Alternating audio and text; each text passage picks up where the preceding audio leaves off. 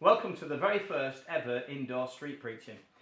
What's all this about? How can you do street preaching indoors? Well, what I thought was, sometimes when I'm out on the streets doing these talks, some of the message can get lost and become quite repetitive because you're trying to pull in a crowd. And also, you might not be able to see the board very clearly because it's at a bit of a distance. So I thought, let's zoom it in a little bit. Let's keep it a lot less repetitive, a lot more concise and shorter. And then we'll get the gospel across really clearly. And also, if you're already a Christian, then you can use these talks yourself in your own locality. I've got no copyright on these things. Just please use them. Make your own resources up. Get out there and preach it in your own locality. Then the gospel is getting across over there as well. So today, in this brand new series, as we look at these things, we're going to look at the greatest substitute ever. Now, many people will tell you that it's this fella. Recognise him? It's Ole Gunnar Solskjaer, who famously won the treble with United by coming off the bench and scoring a last-minute winner. Teddy Sheringham scored, and then 1 minute afterwards, Ole Gunnar Solskjaer scored to snatch at the death the European Cup. And holding three fingers up because they won the FA Cup, the League Cup, FA Cup, the League, and the European Cup, just like Man City did this season. That was way back in '99, so we were the first English team to do that. And so many people think he's the greatest substitute super sub ever, because he got 17 goals off the bench, and he does have the best goals per minute ratio of 92.9 minutes per goal. But at 17 goals, he's not the best. So we'll put him down here. There's somebody better than him, and it's this fella. Now, he is the original super sub.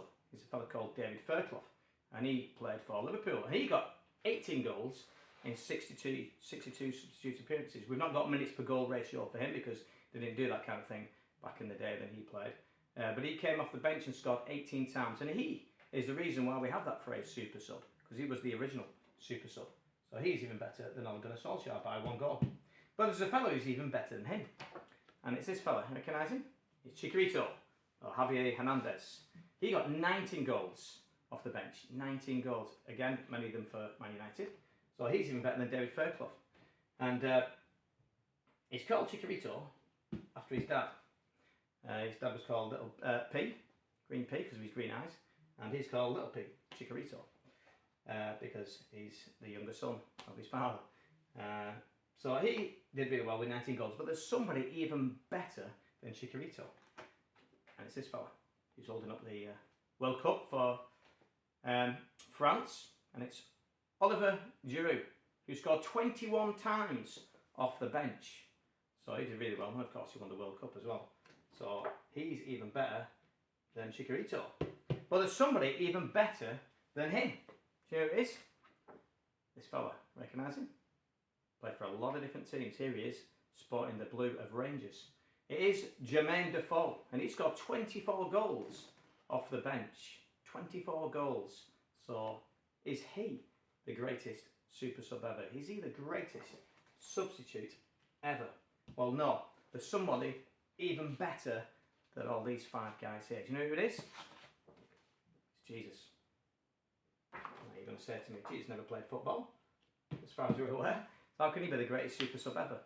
Well, the reason is because a substitute is somebody who takes the place of somebody else. So when a player comes off the pitch, another player will cross the line and take their place on the pitch. So how did Jesus become a substitute?